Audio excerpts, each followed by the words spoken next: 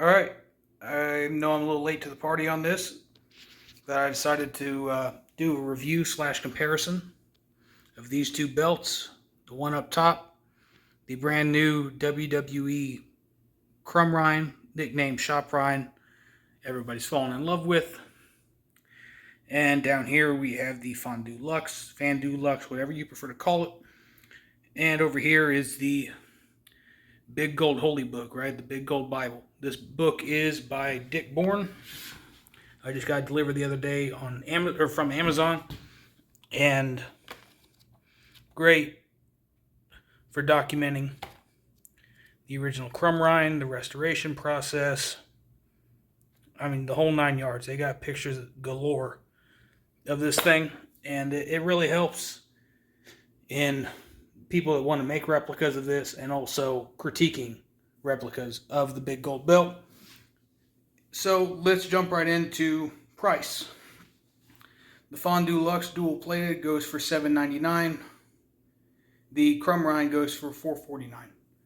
Now, Fondue has tried to compete recently with their Lux, what do they call that? Lux Essentials. So when you buy a Lux full price, you get a belt stand, you get a belt bag, you get, I can't remember what else off the top of my head, but I know you get a belt stand and a belt bag for sure. And that retails for $7.99. Fondue has tried to compete with the Lux Essentials. You do not get either of those, and you do not get a real leather strap. Otherwise, if you paid full price, you would. It gets put on faux leather, synthetic leather, and like I said, it's missing the other two items that are included with the $7.99 price tag.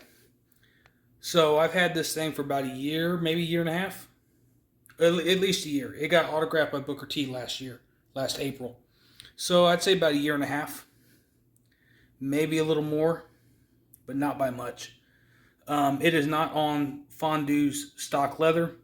This is if you haven't seen this belt before, it is on a Paul Martin send-out strap, and it has been through a house fire. So it looks darker than it used to. I'm trying to see if I can highlight that brown. You can kind of see where my thumb is. It's darker than where my index finger is. Trying to highlight that for you. Not really easy to do, and I have restoned it myself, so those are real cubics, all in every stone holder of this belt, real cubic zirconias, done by me. So this is going to be kind of a compare and contrast, and this might be a 10 or 12 minute video, so just bear with me. The Lux, what did they do better than what WWE Shop has done? Well, number one, the etching. The etching on this belt is superior, in my opinion. And trust me, I'm going to get into what they do wrong, what Fondue has done wrong. So if you got your heart set on the new Crumrine, just wait a few minutes. I'll be done putting over Fondue for their good things and get into some of their bad ones and where WWE Shop shines as well. But anyway, the plating and the etching, in my opinion, are superior on Fondue. Everyone who's seen photos of this talks about it's like a dull gold plating, and they are right. It is not anywhere near as shiny as the Fondue. And one thing I've noticed is that this side plate seems to be more dull than that one. I don't know, that one got polished better or what the deal was. So plating and etching goes to Fondue. Also, the fact it weighs more. This thing it weighs at least a pound, maybe a pound and a half more than the new Shop Crumrine. Plates are thicker, especially the side plates. You can see pretty thick compared to WWE Shop, which they're not. They're about 4 millimeter thick. These are probably 6 if I remember right. So heavier belt if you prefer a heavier belt, which I do. Now, the strap. The stock Fondue strap, going off memory because I haven't had it in my hands for a year and a half. I got the Paul Martin send out pretty much immediately. I think it came in a week after I ordered the belt, so I don't remember exactly how good or bad it is. But just going off memory, it was not great. It's allegedly leather, but it's cheap, subpar leather. And this WWE shop strap is comparable to that. It's not as bad as the Undisputed V2 or the Big Eagle strap, but you can tell it's not real leather. It is somewhat flexible. I'll try to illustrate that for you. It does fold over. If you throw it over your shoulder, it will touch your back, which is good because the Undisputed did not. But it cannot compete with real leather. There's just no way. No way to get it to fold over on itself like that. So, back to the comparison, and we're going to get into where Fondue comes up short and WWE Shop excels. So, obviously, the size of the plates. If you compare this, now the Fondue has a bigger curve. Hopefully you can see that. Has a more pronounced curve on the main plate, where WWE Shop does not. But still, you could tell by the shape of the plate. Let me zoom in, get closer here. This goes out really in a shallow way and then automatically just goes straight up.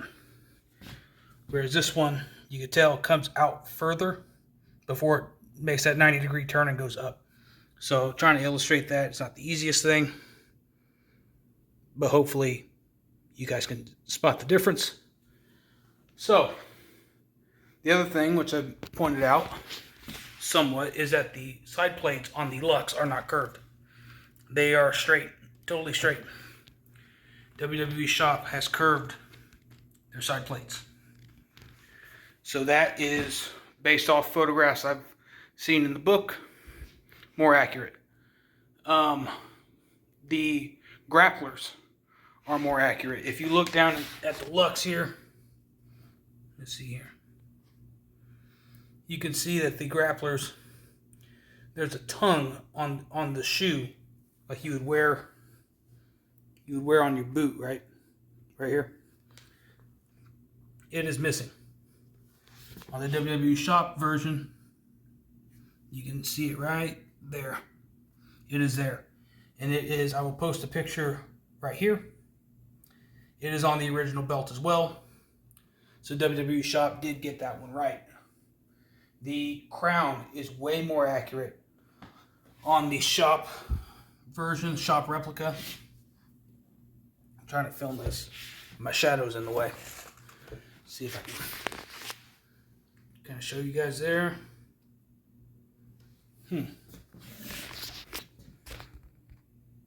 There we go. That's a lot better. I had to reposition where I was. So I paused the recording to show you that the texturing here in the recessed parts of the crown,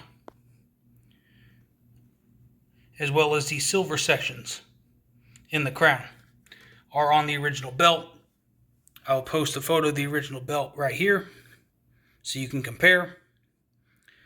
And Fondue, on the other hand, didn't bother to do the gold at all or do the textured portions in the negative space on the crown. They just decided to just leave that off there. So, the globe. There is one feature on this globe that each one got right. So, the land portion of the globe, the continents, those are recessed in on the Fondue. Whereas these look like they were of equal height and they just took some sort of bit or something and just textured this. It does not sink down in. It doesn't recess into the plate the way that it does on the Lux. Where the Crumrine got it right is you can see there are horizontal, I'm trying to highlight that for you. There we go. Horizontal lines in the recessed portion of the globe. They run that way. See if I can catch them with the light again. There we go. Fondue does not do that. It is all smooth in the recessed portions of the globe. So one more time for you. Now that I've drawn your attention, you probably see it now. So, credit goes to WWE Shop on that one. The font. There is one big glaring flaw on the WWE Shop Crumrine that everyone pointed out when this thing debuted WrestleMania weekend, and that is that the ION in champion is smaller than the word champ. The CHAMP is taller than the ION. Specifically the IO. I think the N and the P may be exact same sizes, but the I and the O seem to be smaller. Fondue did not do that. Theirs are all symmetrical and the same size and everything. They did a really good job with that. Where they fell short is on the original belt, and it's on the Shoprine. You can see there is a beveled edge around each letter. It is where the inside of the letter is textured. That's raised up, and the border is more or less recessed and sets down. They do that on the original belt, and I'll show you right about here. So you can look up and see that. Whereas Fondue, there is a border, but it actually is the opposite, where the textured portion is recessed and sits lower, and the border is raised up. So that's one that, going back to the book, WWE Shop got that one right. And let's see here. What's the next thing? The rope border. The rope border is incorrect on the Lux. Let me scoot the Shoprine over a little bit. The rope border stops, and it goes flat on the back side of the plate. So that is an inaccuracy on Fondue's part. But with WWE Shop, they actually continue the rope border. Come on, work with me here.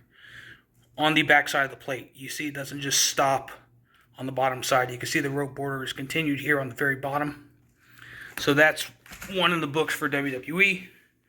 Also, the nameplate. I'm going to put a photo of the real one from the book right about here for you, so you can compare. But this has some texturing.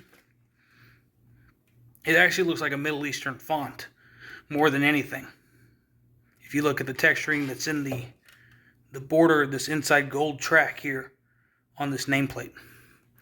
WWE Shop did more of an ornate, fancier version on this gold, and lo and behold, it is more correct. Again, I'll have a photo right here so you guys can compare with the original belt. I'll try and get my hand out of the way too. There we go. But the one thing that WWE Shop did that, as a stone guy, rubs me the wrong way, is there are a couple of crooked gemstones on this belt. Let me show you. You can kind of see that one right there is crooked, sitting in the stone holder. Hopefully. And that one as well. It does not sit in its stone holder correctly.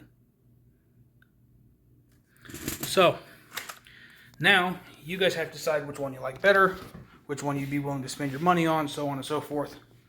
So, the Shoprine will be getting re-leathered. I will be in the hunt for a send-out strap. The Fondue Lux is going nowhere because, well, it's already autographed. And then there's something, I have more belts coming. I have a belt that Antonio Mendoza is finishing up. Today is Father's Day, June 18th. CM Punk just returned on Collision last night, just for context. So today's the 18th. It's supposed to ship out tomorrow, the 19th. He's supposed to have it completed. And then there's another belt / memorabilia piece coming, and then there's a third one that when it gets here, I will not believe I actually own it, but it is a piece of wrestling memorabilia that is more or less priceless. I'm going to keep you guys in suspense on that one, but when it comes in, you will definitely see it because I will be grinning from ear to ear, even though I never show my face on camera. I'll see you guys next time.